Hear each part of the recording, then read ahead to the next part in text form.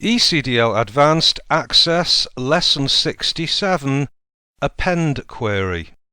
This is the start of Section 9, in which we're going to be discussing action queries. An append query selects a group of records from one table using all the features of a query and adds them to the end of another table. Note that the information is not removed from the original table. Okay, so let's try this out. Let's open the CIA database. Some action queries are controlled by security settings in Access. If there is a security warning displayed under the ribbon, click Enable Content. Okay, let's select the Create tab and click on Query Design. This is so that we can start a new query. The query is to search the prospective customers table and select those records with a status of A. Now A has been entered to mark prospective customers who have now become actual customers. These records will be automatically added to the customer details table. From the Add Tables dialog box, select Tables and then Prospective Customers. Click Add Selected Tables and then close the Add Tables dialog box. Make sure the Design tab is displayed and click the Append Query button from the Query Type area. The Append dialog box appears.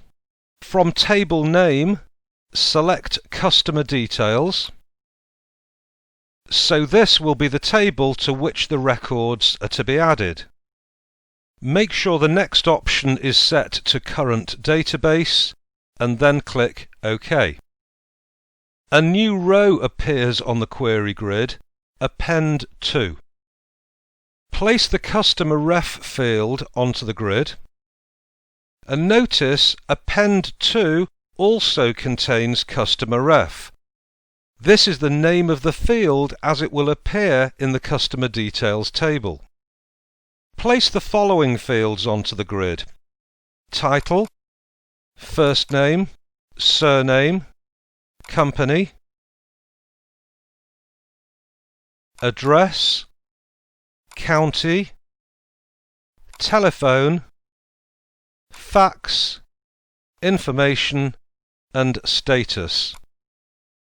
Notice that each field on the grid except for County and Status has an Append 2 value, indicating the field on the new table that will be updated. The County field has a different name in the Customer Details table. Enter Town in Append 2 for this field. The Town field in the Customer Details table will be updated by the content in County from the prospective Customers table. The Status field has no Append 2 value because there is no matching field on the Customer Details table. Leaving the Append 2 value blank means that this field will not be included in the append process. The field is, however, used in the selection process.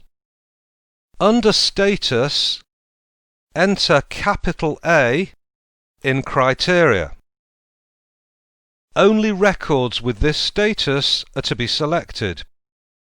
To view the information that's to be appended without actually appending it, click on the Datasheet button, that's View, Datasheet View, and this will show the records that will be appended. Return to Design View and click Run. A dialog box appears stating how many records will be appended. Click Yes to append the records to the target table.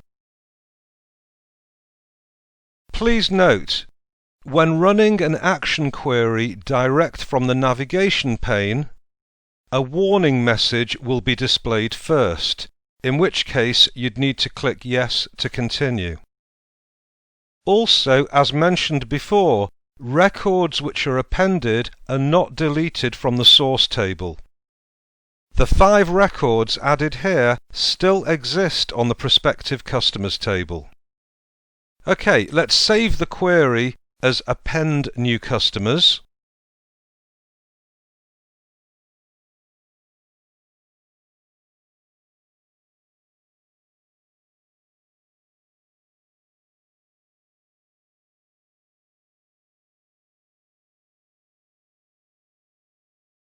And now the query can be run whenever required and will take any records flagged as new customers and add them to the customer details table.